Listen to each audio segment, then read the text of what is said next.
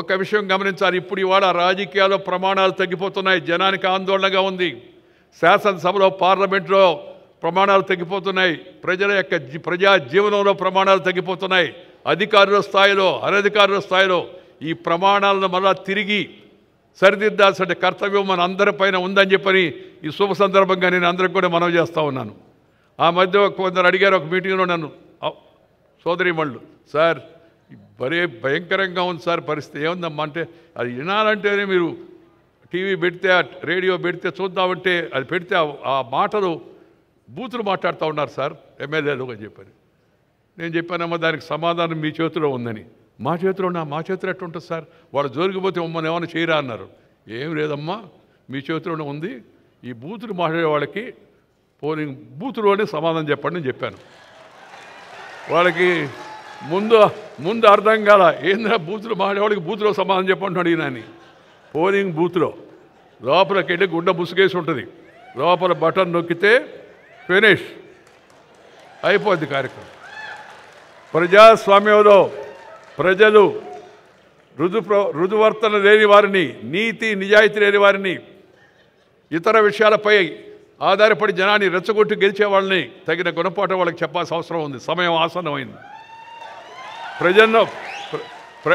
ప్రజలు మంచిగా ఉండేటికి ఎన్నుతులను కానీ ఎన్నుకుంటే ప్రజలకు కూడా మంచి జరుగుతుంది. కులం పేరుతో, మతం పేరుతో, వర్గం పేరుతో, వర్ణం పేరుతో, జిల్లా పేరుతో, భాష పేరుతో జనాన్ని చీల్చే ప్రయత్నాలు చేయకూడదు. అందుకని నేను ఎప్పుడు ఒక మాట చెప్తుంటాను, ఆ మాట చెప్పి ముగిస్తాను. Character, calibre, capacity and conduct ఉన్న వ్యక్తులను ఎన్నుకోవాలా. 4 Cలు character, calibre, capacity and conduct ఉన్న వ్యక్తులను ఎన్నుకోవాలా. రాజకీయంలోనే కాదు ఏ రంగంలోనైనా సరే అలాంటి వాళ్ళని ప్రోత్సహించాలా.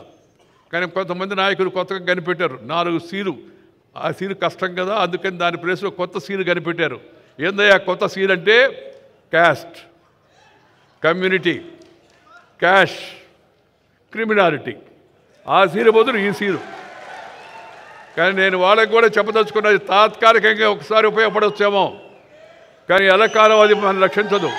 కాబట్టి అందరూ కూడా ఆ లక్షణాలను వాటిని దూరంగా పెట్టి మంచితనంతో మంచిగా ప్రజలకు మేలు చేసే ప్రయత్నం ప్రజాప్రతినిధులు చేయాలని సందర్భంగా మనవి చేస్తూ, ప్రతిభ ఉంటే పురస్కారం లభిస్తుంది, దానంతట అదే, దాని గురించి ఆలోచించాల్సిన అవసరం లేదని చెప్పని మరొకసారి చెప్తూ తెలంగాణ ప్రభుత్వానికి నేను అభినందనలు తెలియజేస్తూ, మరి నాకు రేవంత్ రెడ్డి గారు చెప్తే నేను చెప్పానయ్యా మామూలుగా నేను సన్మానాలు పెద్దగా అంగీకరిస్తాను, దట్టు ఈ అవార్డు వచ్చిన సందర్భంగా అంటే, లేదు సార్ ప్రభుత్వం తరఫున మా తెలుగువాడిగా మీకు ఈ అవార్డు వచ్చినందుకు మేము ప్రభుత్వం తరఫున సన్మానిస్తామని చెప్పారు. అందుకే నేను వెంటనే అంగీకరించాను. ఇవాళ ఈ కార్యక్రమంలో పాల్గొంటున్నాను. మీ అందరి యొక్క అభిమానానికి హృదయపూర్వకమైన ధన్యవాదాలు తెలియజేస్తూ మీ దగ్గర సెలవు తీసుకొని నమస్కారం. జై హింద్.